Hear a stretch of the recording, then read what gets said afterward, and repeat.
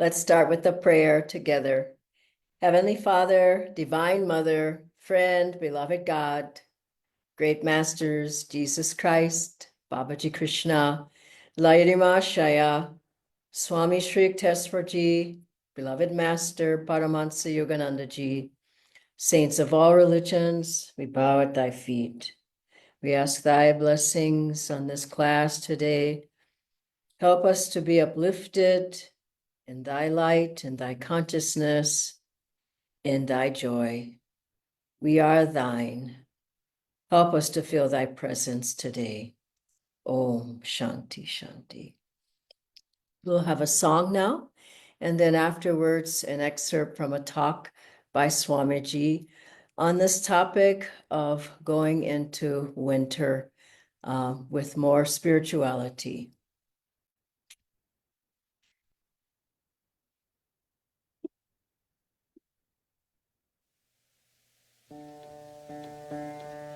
Listen,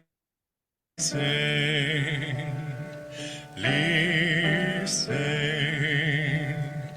whispering within your soul, hints of laughter, hints of joy, sweet songs of sadness, of quenchless yearning for the light, for my love, your true home. Long your heart has played the dancer, long you've toyed with merest shadows of the treasures left behind you deep in your soul.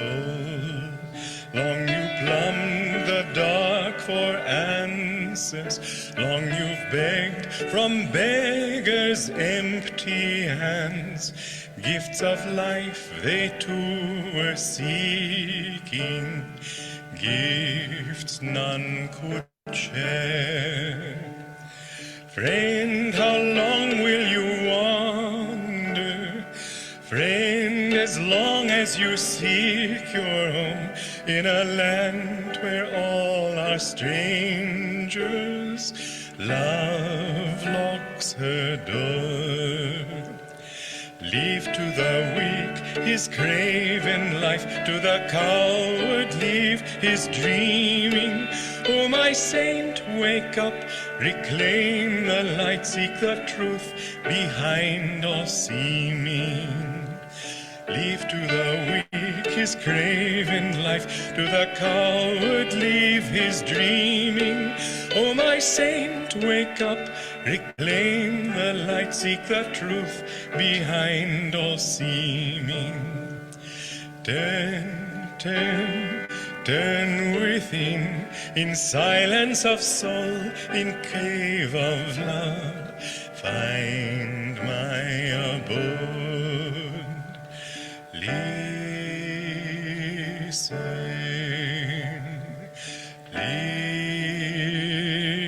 listen, whispering within your soul, hints of laughter, hints of joy, sweet songs of sadness, of quenchless yearning for the light, for my love, your true home.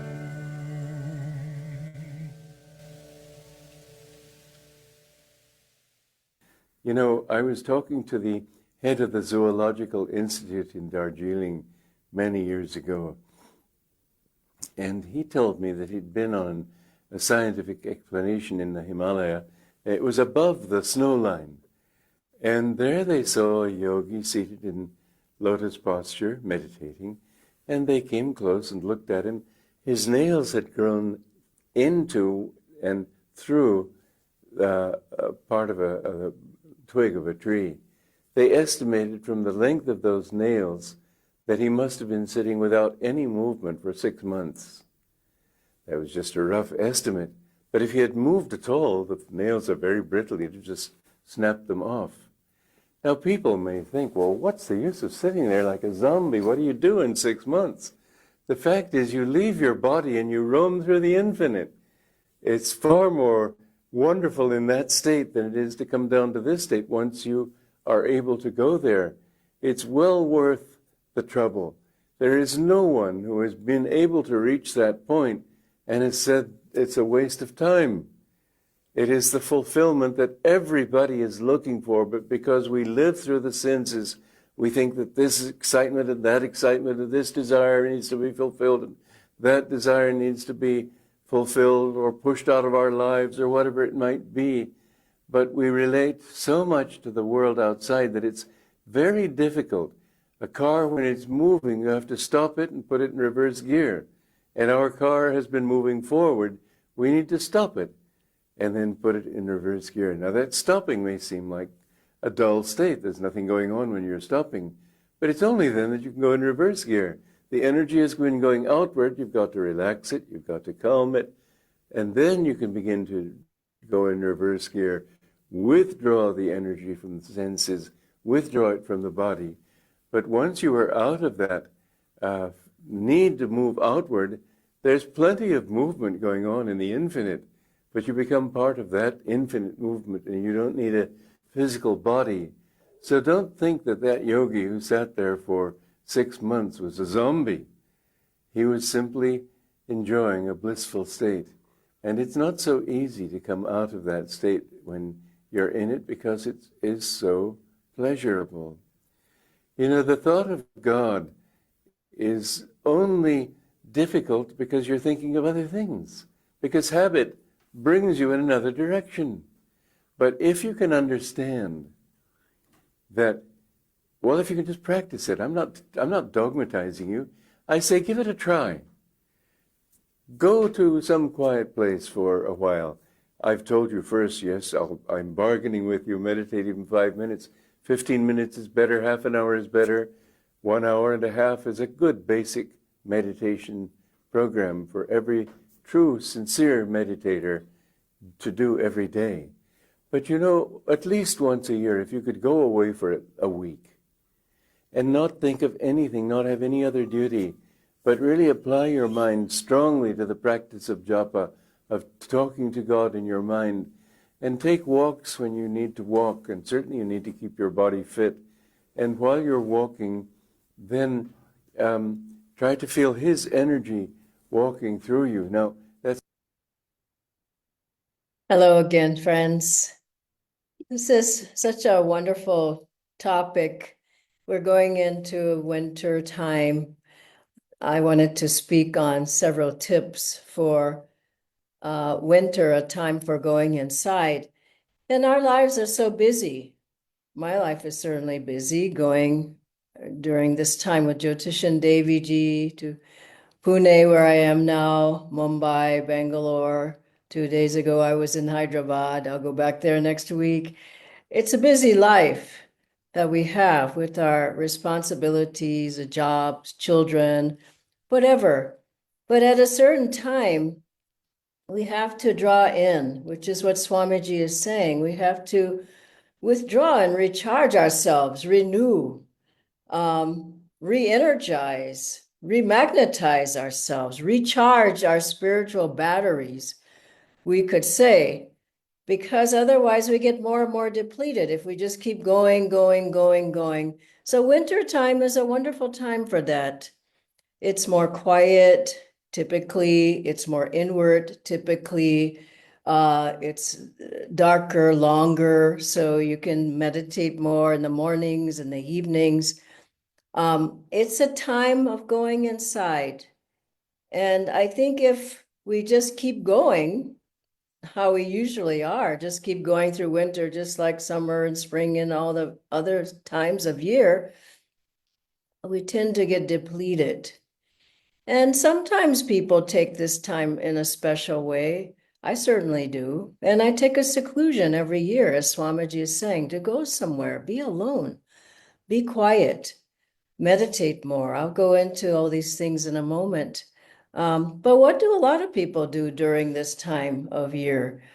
They maybe do nothing different, or maybe sleep more, maybe watch more television, or do more social media, or go to the mall more because they're bored at home or something. But the devotee should really think about using this time well. And I'd like to give you some pointers, some tips of things that could really help you to have a more inspiring, a more uplifted, a more peaceful and calm, and certainly this time of year, winter, but also help you to progress spiritually.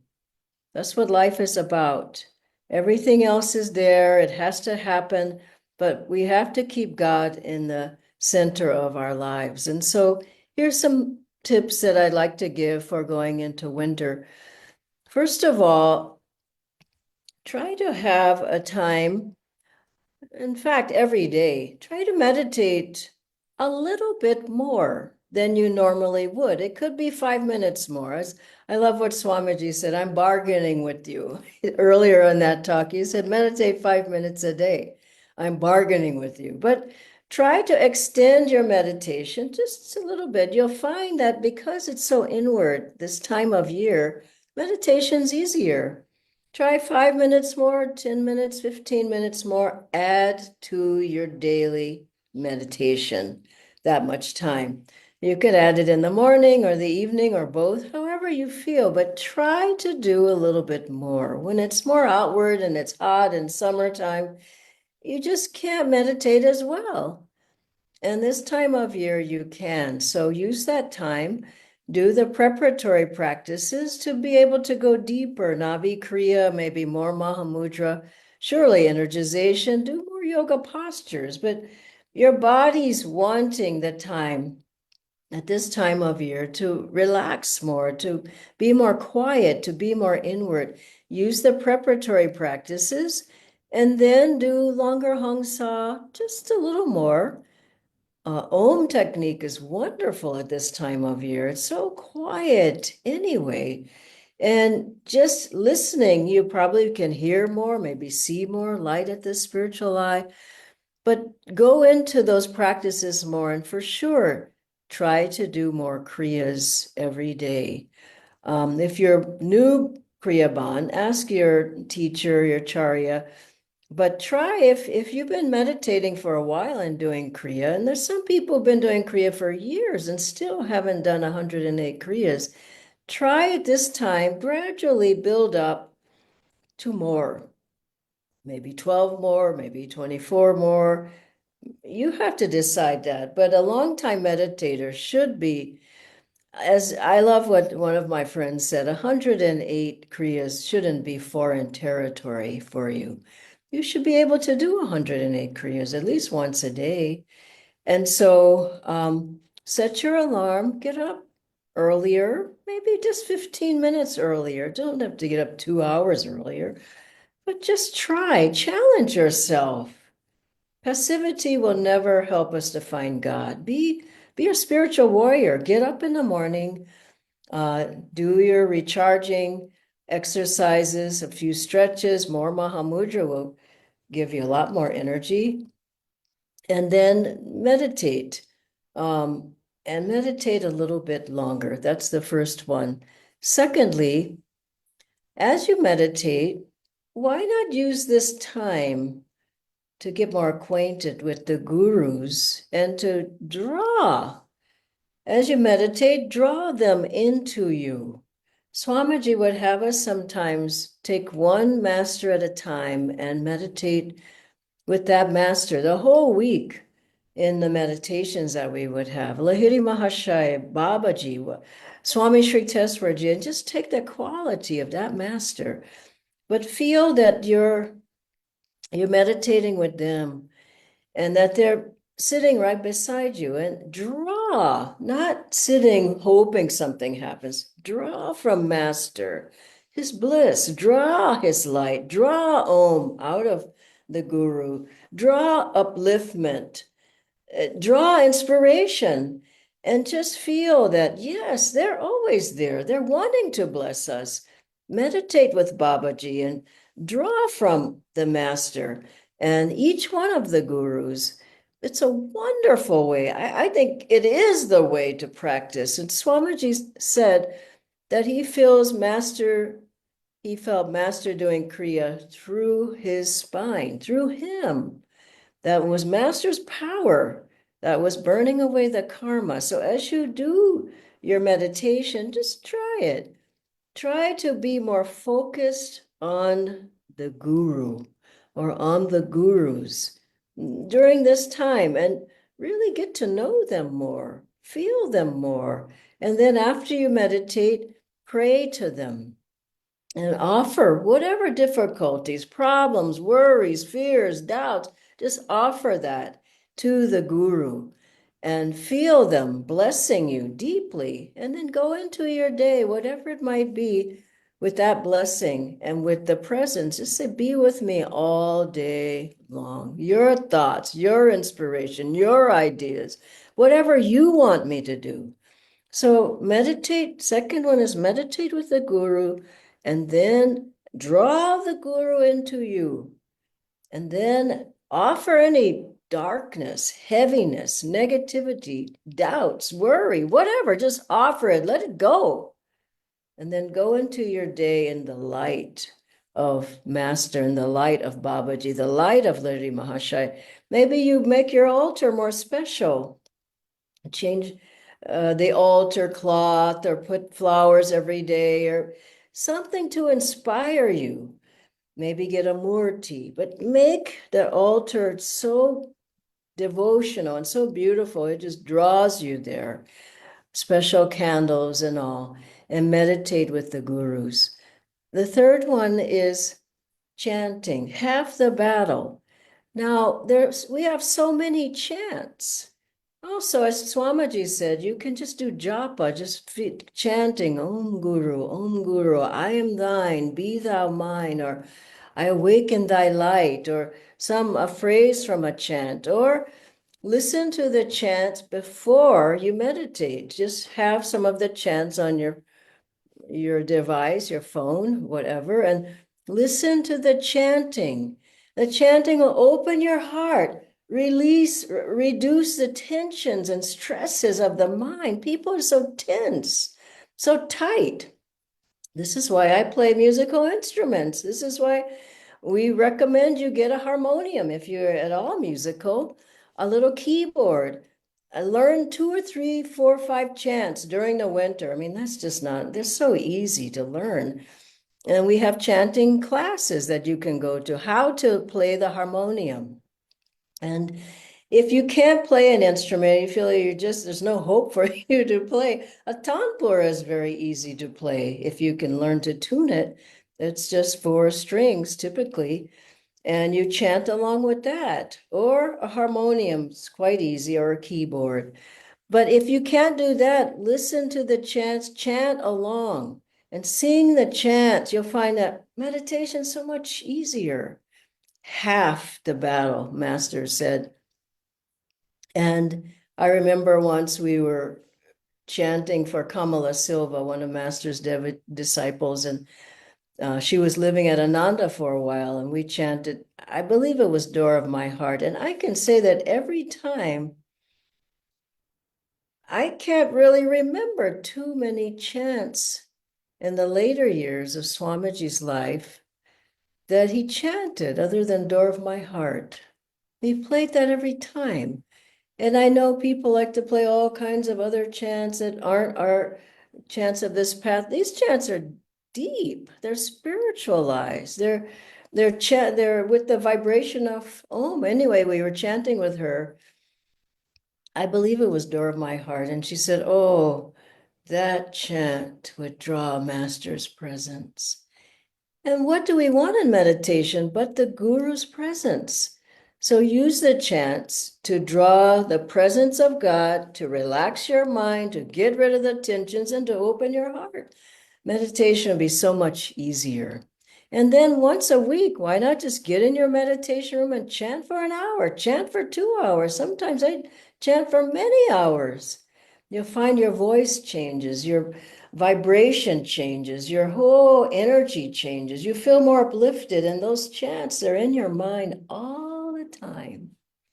And another part with the music is listen during this winter time. There's 400 pieces of music. At least listen to some of it, of Swamiji's. They're attuned to the vibration of Om. What is that? That's God, Divine Mother.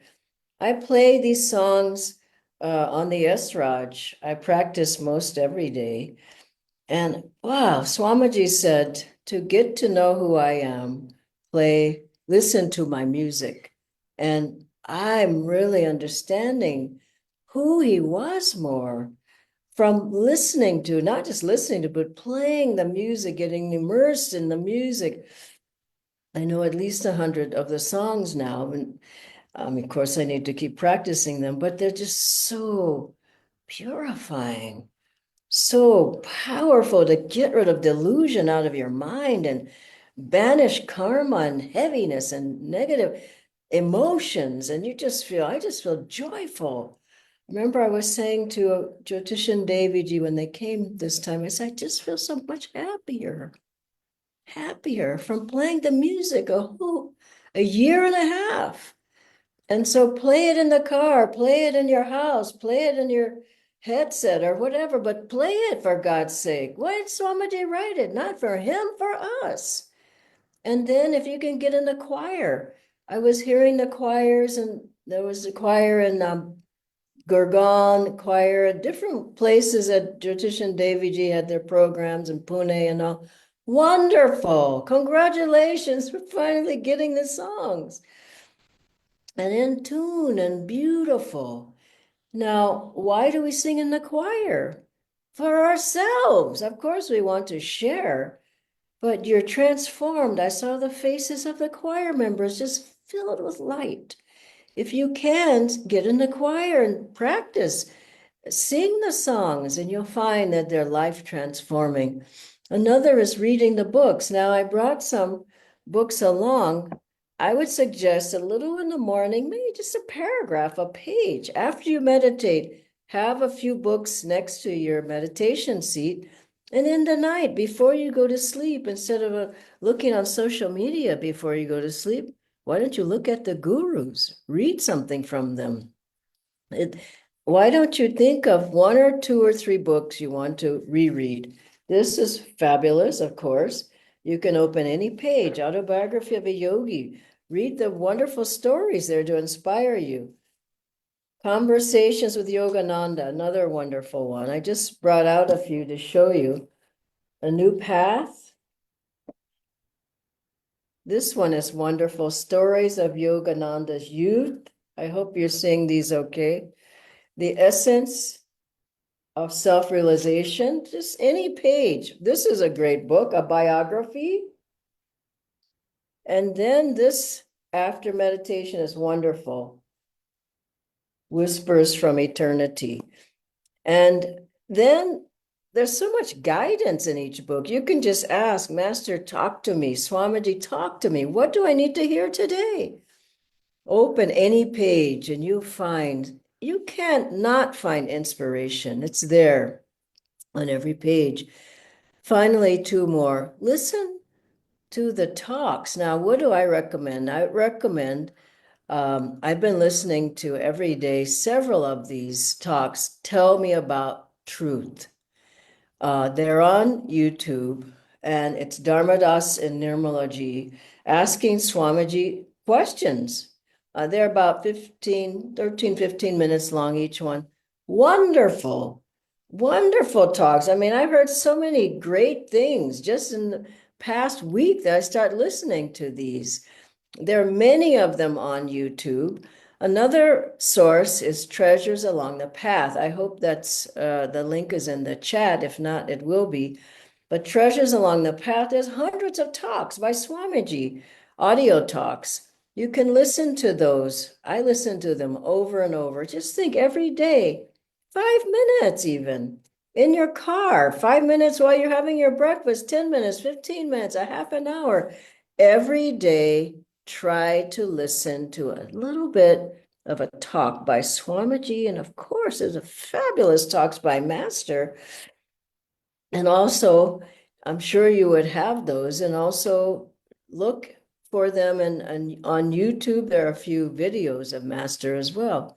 Fabulous.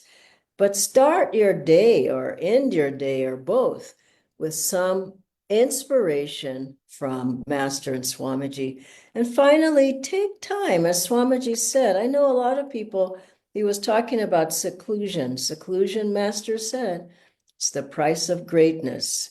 And I don't mean just being alone watching television. I mean that you're cut off the senses. You've shut the television and the social media off. And that's a time when you're alone with God and gurus. It's a time you can do more sadhana. You do more sadhana. You can go 8 hours a day, 12 hours, Swamiji said. And he was doing several times when he would do his seclusions. 4 hours is not, 6 hours is easy because that's all you're doing is sadhana.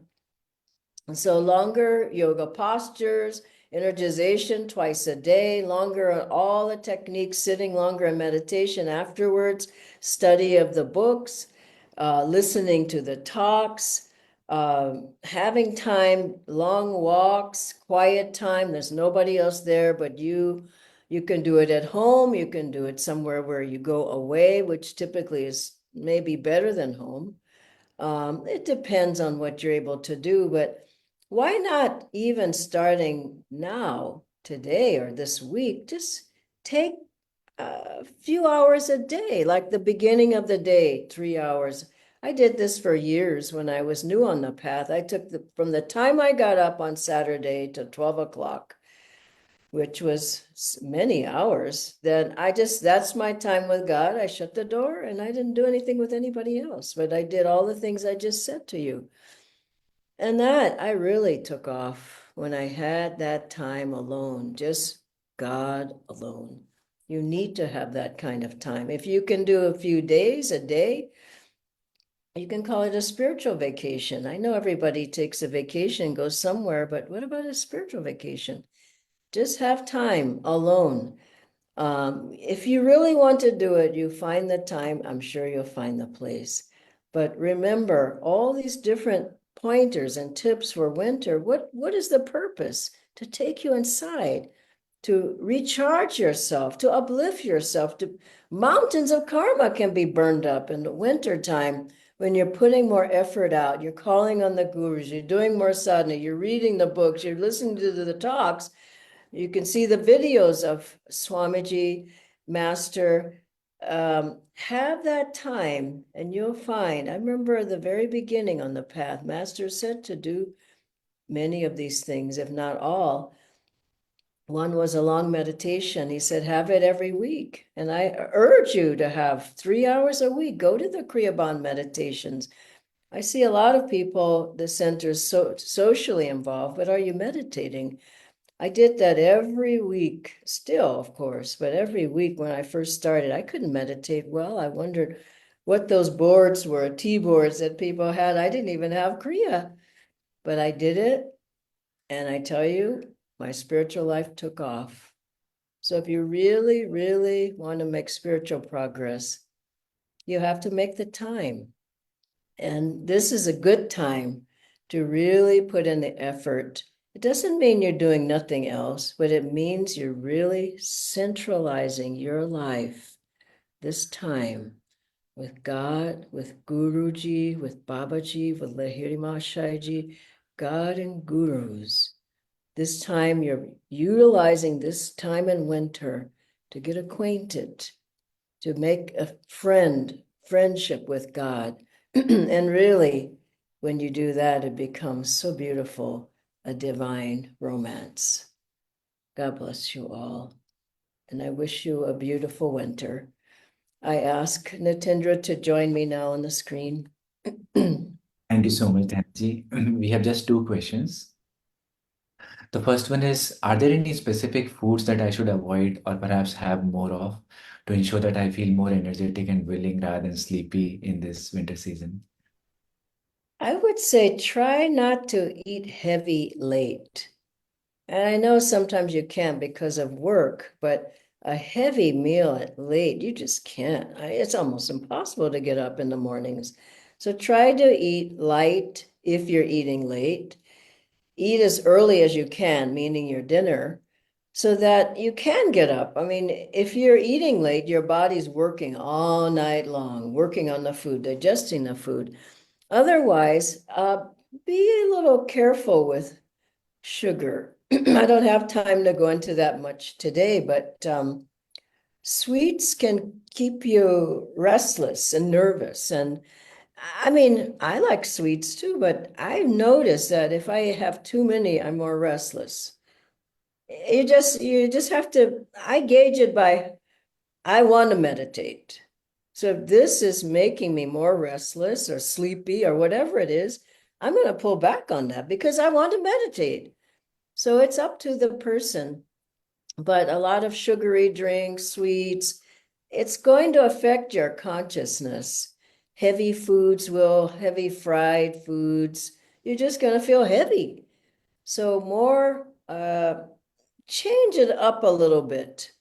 Everybody's diet's a little different. You'll have to figure that out. But just be aware. That's what I'll say. Be conscious rather than, oh, I just eat anything and I try to meditate. Don't sleep through the winter in your meditations. And if you eat wrongly, you probably will be sleeping quite a lot. So you want to meditate, not sleep. You want to do, as we say, Hong Sa, not Hong snore. You want to be awake and ready. Thank you, Dhanaji. One last question. So, does our meditation experience also change with changing seasons? And would we feel something more calmness in winter than perhaps what we do in peak summers? Definitely. I mean, if you're really trying, you're going to feel more inward. It's an inward time. There's less pulls outwardly. It's dark by 5 o'clock or 5:30. You want to go inside. It's dark late in the morning, late into the morning, so you can meditate better. You probably experience more depth, more peace and calmness. Maybe you hear Om more deeply, see light more. When you can shut down the senses and go inside more, just imagine that. You're withdrawing the energy back inside and lifting it up to the spiritual eye. As you do that, and as you meditate more, do some of the things I've offered today, yeah, you will experience a deeper sadhana.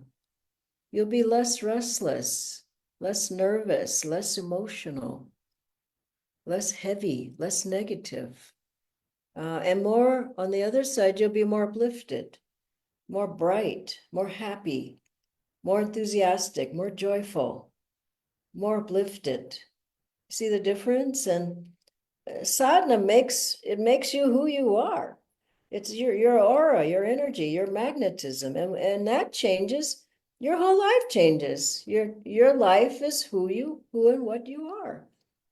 So you draw more good people into your life, opportunities, maybe prosperity, good health. If you keep going at a fast pace, running at top speed, your health definitely will flag. Your mental health may flag. Your emotions will flag. You have to have a time when you say, I need to go within. And I'm sorry to say this, but most people go within when they get ill. You don't want to wait till you get ill. You don't want to push yourself till you get ill. No, I'm going to take the time off and be in bed for 2 weeks.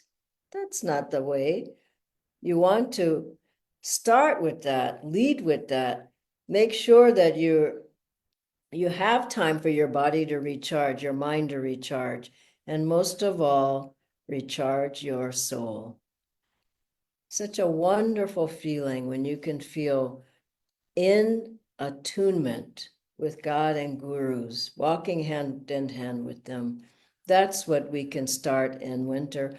When it happens in winter, you take it into spring, summer, just fall, your whole life. So we're not just having this to just have a philosophical class. These things we want to actually do. Start today and add something into your life. And then I bet you'll find that your winter becomes very beautiful, very spiritual, and very deep. God bless you all.